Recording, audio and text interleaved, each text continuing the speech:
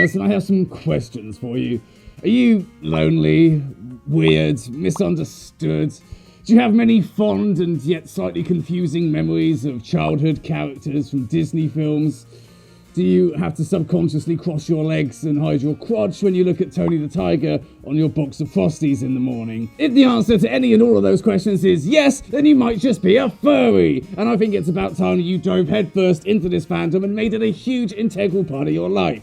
But before you do, maybe there's a few considerations you might want to make, a few things it might be worth knowing before you really get too invested. Otherwise you could end up being all cynical and jaded about the whole thing, and I mean, fuck it, that's my USP at the end of the day.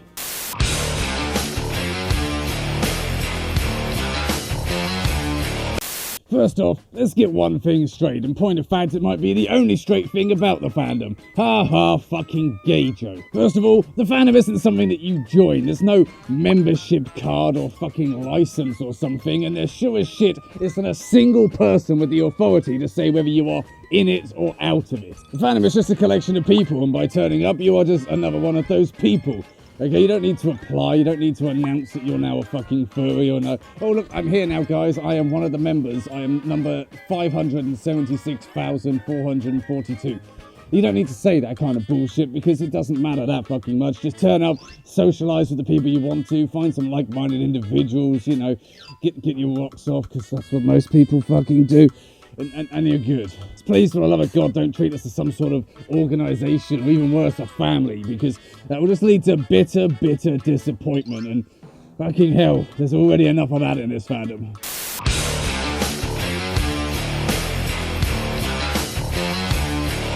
So upon finding this den of sin, you might become very desperate to jump straight in and join in with everything. After all, the fear of missing out is quite a formidable beast, and this whole fan has been going around for quite a long time without you in it, and you know, you want to be able to make up for lost time. What you really want to be able to do is to show some restraint. No, not like that, you fucking dirty bastard. I mean, like, you need to have some patience. That's not even how I fucking spelt it in the script. No, I don't care if it's a synonym, that is not the word that I use. See, it's all too easy to commission all of this artwork from people you don't even know, get all of these your character here pictures that don't really mean anything. You're gonna wanna, you know, build a character, make it iconic and get it as much exposure as possible so that you truly become a part of this huge fandom. Of course, doing that can lead to some serious problems if you don't do it the right way. You don't want to be known as one thing or another. Let's not name names. And of course, if you came into the fandom idolising fursuiters, you're going to become pretty desperate to get one of your own, which I cannot stress enough is downright fucking dangerous. You see, a fursuit is a luxury item, which means if you have to spend money on things like, you know, rent, food, bills, ways to fucking live, then you can't then go and get a fursuit and stop spending money on those things, okay? That just doesn't work in real life. It's also much better to save your money for something you really want and get something of quality that will last a long time. I'm not going to go throwing shade at small makers or anything, but let's be honest. If you go on eBay and you see a custom fursuit head slot for £100, it's probably a safe bet that that's a fucking rip-off or a scam. The same principle can be applied to social situations. You can feel the need to rush in and make friends with absolutely everybody you meet and become a huge, integral part of everybody's lives. And, you know, try and change everything about yourself to please them. Do everything you can to fit in with them. Well, that's potentially not the greatest thing to do. A wise man once said, I don't know the key to success, but the key to failure is to try and please everybody. I mean, that wise man was Bill Cosby, and I'm fairly certain his key to success was we're hypno in the drink. But it's a valid point that rushing into social situations and changing things about yourself to suit people you don't really know that well isn't really the greatest idea. And if that doesn't sound like the perfect segue into the next segment, I really don't know what is.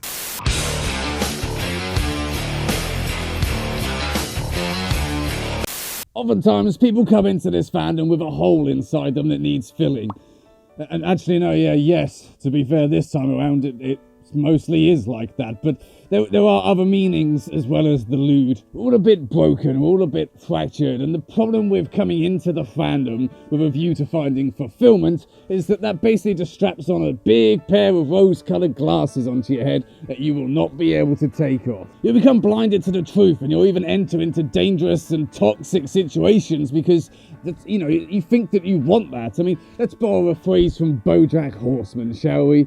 When you look at someone through rose-coloured glasses, the red flags just look like flags. When you want something desperately enough, you will start looking at everything available to fill that need. If you are desperate for companionship in terms of a relationship, then everybody with a similar interest who you slightly match up against will suddenly come across as a potential partner that you can make a move on. If you're desperate for friends, then you will find a group and you will do everything in your power to accommodate them, to change everything about yourself, to accommodate what they want and expect from you without really realising that maybe, just maybe, you were never compatible in the first place. And while that can work for quite a long time, you can fake it for quite a bit, and you can even fool yourself into thinking that that's how you're supposed to be, that that's how things are supposed to work. It's okay if it's all one-sided and you don't get what you need. It's fine, that's just how it's supposed to be. You're obviously too needy.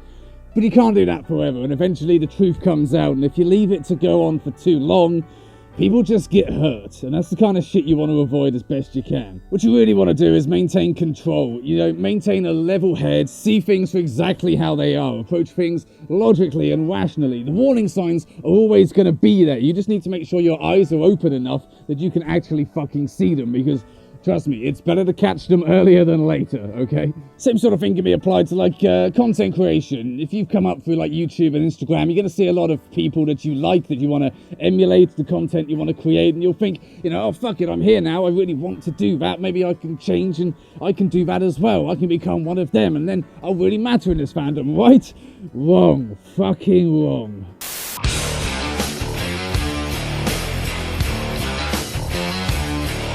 Look around the fandom and you're going to see the same names repeated. Majira, Nos, Odin, some other people that I can't really be asked fucking putting graphics on the screen for. You know them. As soon as I say Popufur, you've got their image popped up in your head because everybody fucking knows them. And when you have a decent look at how much stock the fandom puts into these people, how much importance they inflate them with, and how many fucking collaborations they all do with each other, it's easy to fall under the spell that they are the true authoritarian figures of this place. Let's be perfectly honest here. None of us are fucking celebrities. None of us are famous. None of us matter outside of our own tiny little community. And if you were even to attempt to stack our arbitrary little numbers up against the real YouTube heavyweights, we're not even on the fucking map. But Jesus Christ, you would not fucking think that just looking around this place. And it's not the guy's fault, it's not Majira's fault, it's not anybody's fault if they are labelled as something like this. It's not even an individual's fault, it's just the way the fandom operates and inflates them all as, oh, you're so amazing. It's a hard position to be put into, I'm sure. I wouldn't fucking know. See, the fandom has a habit of putting these people up on pedestals, and that never really seems to go all that well. You see, these people are still people. We all are, for fuck's sake. They've got their own lives, their own problems, their own stresses and pressures. They've got things going on outside of this fandom. They've got things going on inside of this fandom. They are their own entities. You see, liking someone's content isn't a prerequisite for you becoming their new bestie. And, sending them anonymous messages with weird intent is certainly not the right way to go about trying to socialise with them and actually become friends. See, funnily enough, sucking up to Popufurs more than a fox in a room party won't actually win you any favours, although logic dictates that it should. The key to defeating this little issue is to remember that it's all fake. That what you think these people are doesn't actually exist, and trying to become one will only mean that you learn just how meaningless those numbers are the hard way. And honestly, trying to fit in with everybody else is never going to work. Case in point.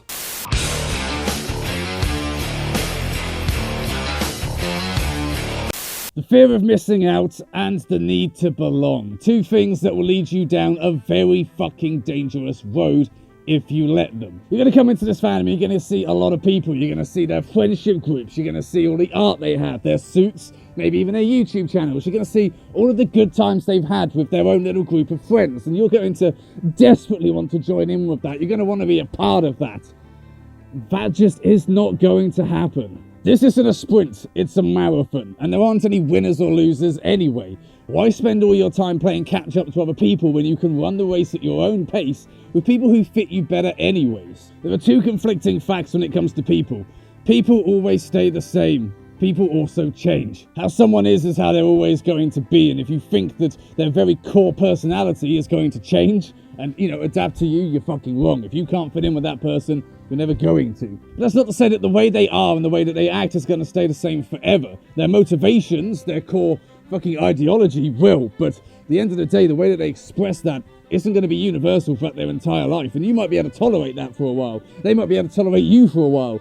But don't ever pretend that that's going to happen for fucking ever. Like, that shit won't last, and eventually the facts are going to have to come out. So what's my advice? Make your own friends, make your own crew, make your own memories. This fandom is only what you make of it. So you put in all the effort that you want, you will get that effort back. You just need to make sure you're putting that effort in the right direction. None of this is going to get given to you. None of it is going to come easy. It's going to be a hard slog, but you put in the hard work, that will come back to you, and you can create something wonderful, something that really matters. And maybe you'll find that that illusion of the fandom, even though it's fake, you can actually find something better than that.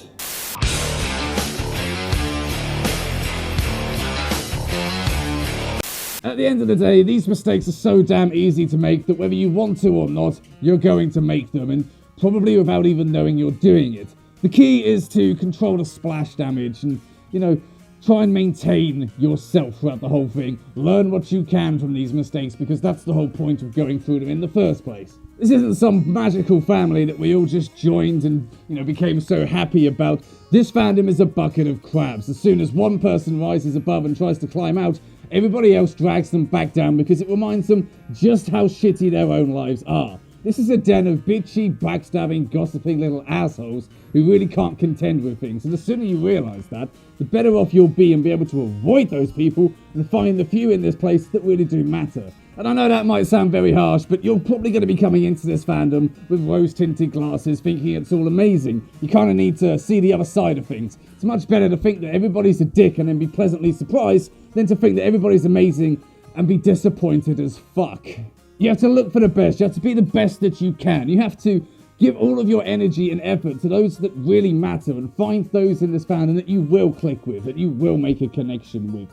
Because, that might not be the first people you come across. Location doesn't exactly instantly mean you're going to get along with these people forever. And trust me, you'll find your place here well enough. You just need to make sure it's the exact place you're supposed to be and the place you want to be.